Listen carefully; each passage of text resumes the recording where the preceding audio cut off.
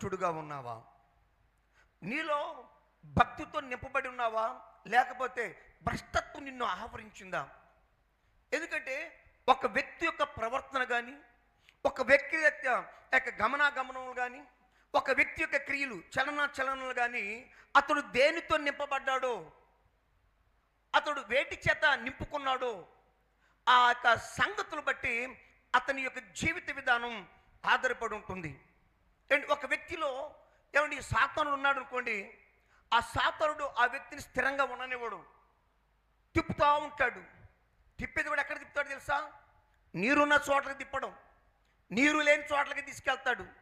తీసుకెళ్ళి భ్రమపరుస్తుంటాడు. నువ్వు నడుస్తున్నావు, నువ్వు వెళుతున్నావు, ఫలితం ఏంటి? ఇక్కడికి వచ్చి నీళ్లు లేవు, ఇక్కడికి వచ్చి జీవం లేదు, ఇక్కడికి వచ్చినా నీకు దాహం తీర్చదని నీరు లేని చోట్లకి తిప్పుతాడు.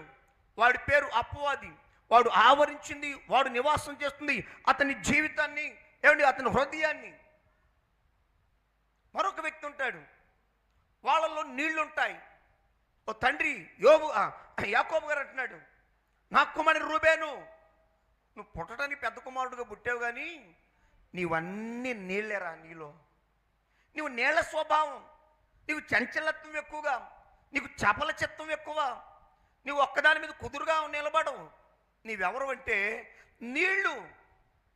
నువ్వు పెద్ద కుమారుడివే కానీ నువ్వు అభివృద్ధి పొందో, ఎదగో, విస్తరించబడో, తృప్తికరమైన జీవితాన్ని నువ్వు జీవించు. ఎందుకంటే నీ బ్రతుకే నీళ్ళమయం. నీళ్లు ఎవరిలైతే ఉంటాయో ఏమండి వాళ్ళలో భక్తిహీనత ఉంటుంది. కానీ నీళ్లు ఎవరిలైతే ఉంటాయో వాళ్ళు భక్తిహీనులు. కానీ దేవుని యందు భయభక్తులు కలిగిన వారు, ఏమండి దేవుని యందు భక్తి కలిగిన వారు ఎవరో తెలుసా? ఆయన కనబడిన వెంటనే ప్రార్థన చేస్తారు. దేవునికి మహిమ కలుగును గాక.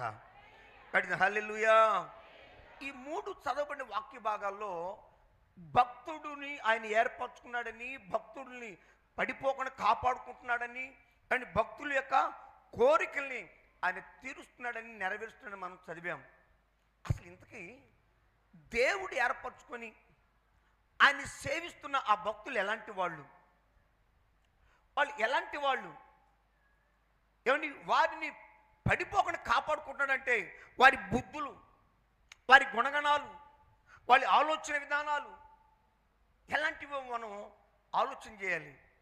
కొంతమంది ఉంటారు ప్రక్కనోళ్ళు చూసి ఏమండి అసూయపడుతుంటారు, ప్రక్కనోళ్ళు చూసి మత్సరపడుతూ ఉంటారు.